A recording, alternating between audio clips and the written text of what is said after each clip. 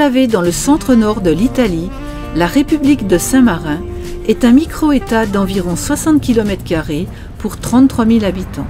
C'est le troisième plus petit État d'Europe, après le Vatican et Monaco. Particulièrement réputée pour avoir conservé son architecture historique, la cité offre une vieille ville fortifiée pleine de charme. Il était naturel pour nous de visiter cette république.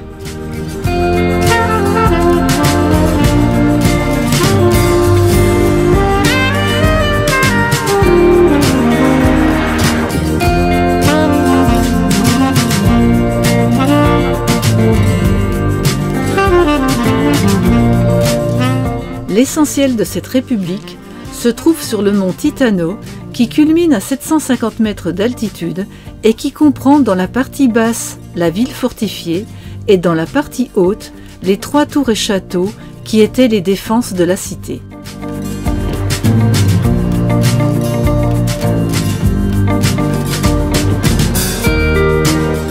Après nous être renseignés au point d'information, nous partons à l'assaut de la cité et à sa découverte.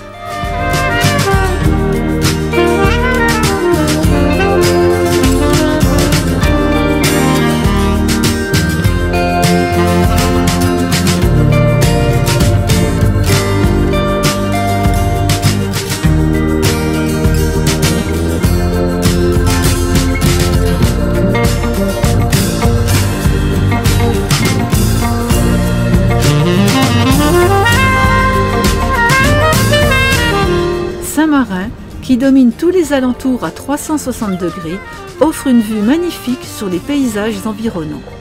Le téléphérique, d'une longueur de 1,5 km, relie la cité à la ville située en contrebas.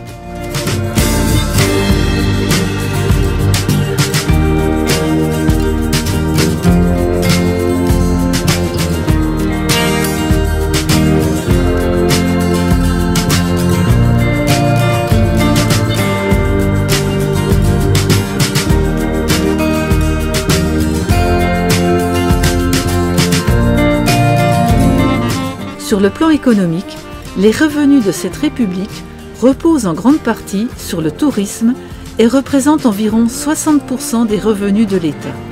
Aucun impôt, ou presque, n'est exigé des habitants.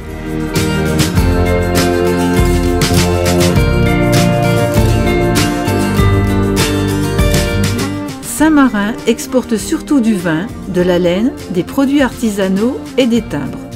La vente de timbres saint-marinais aux passionnés de philatélie à travers le monde assure en effet 10% du PIB national.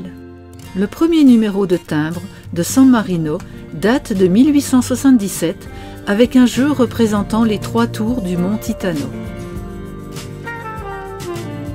Aujourd'hui, les touristes profitent des prix avantageux de ce petit pays pour s'approvisionner de parfums, d'alcool et de produits de luxe.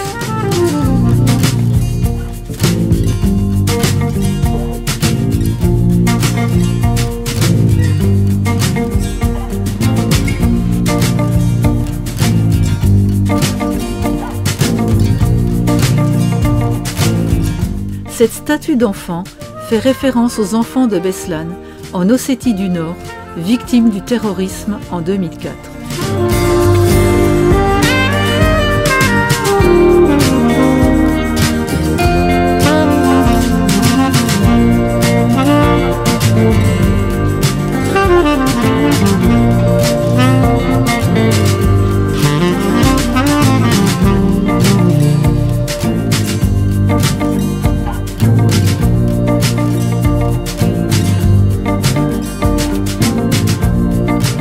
La sublime place de la Liberté abrite le palais public ou hôtel de ville qui héberge les sièges du gouvernement, les principaux organes institutionnels et administratifs de la République.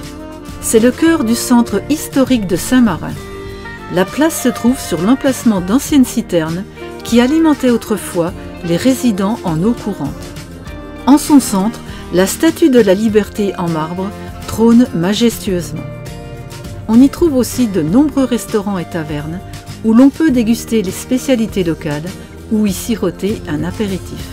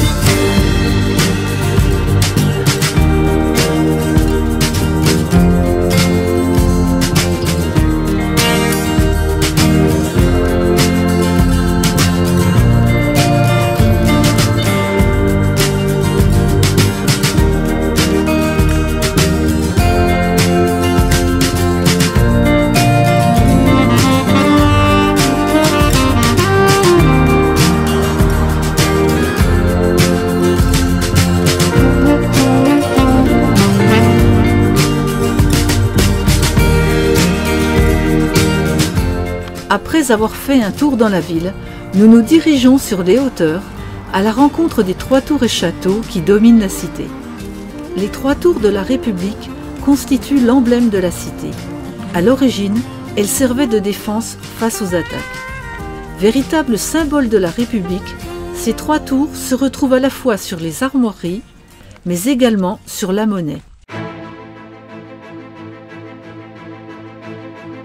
Véritable sentinelle, la tour du Pic Montal est notre première destination.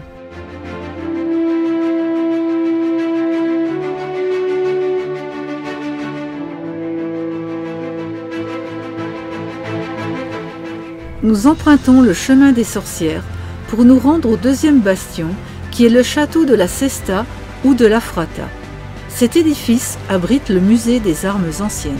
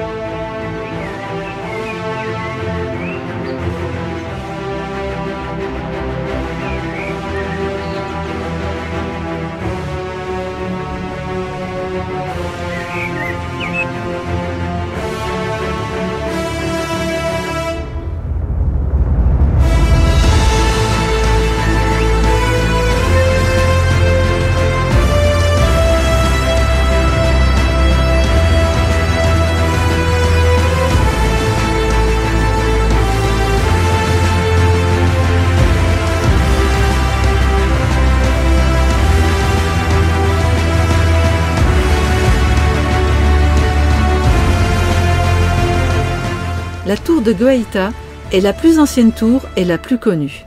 Elle domine la cité de San Marino, située à ses pieds. Cette magnifique forteresse, très défendue par ses remparts, a été utilisée brièvement comme prison.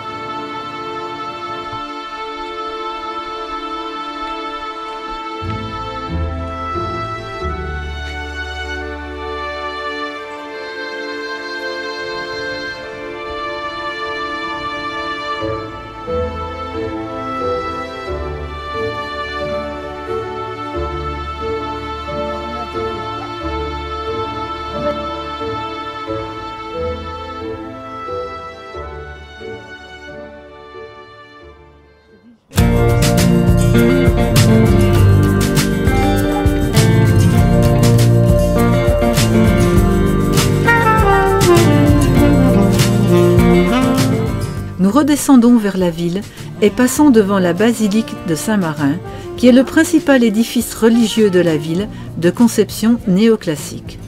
La façade se présente sous la forme d'un porche constitué de 8 colonnes corinthiennes.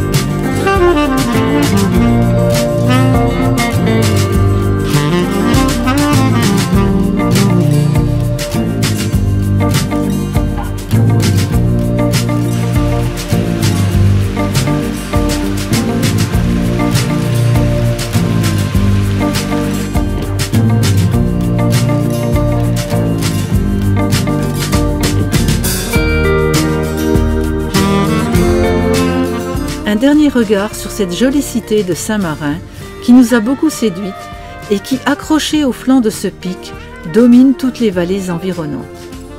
Particulièrement réputée pour avoir conservé son architecture historique, la cité nous a offert une vieille ville fortifiée pleine de charme. Visiter Saint-Marin est donc un incontournable de la région.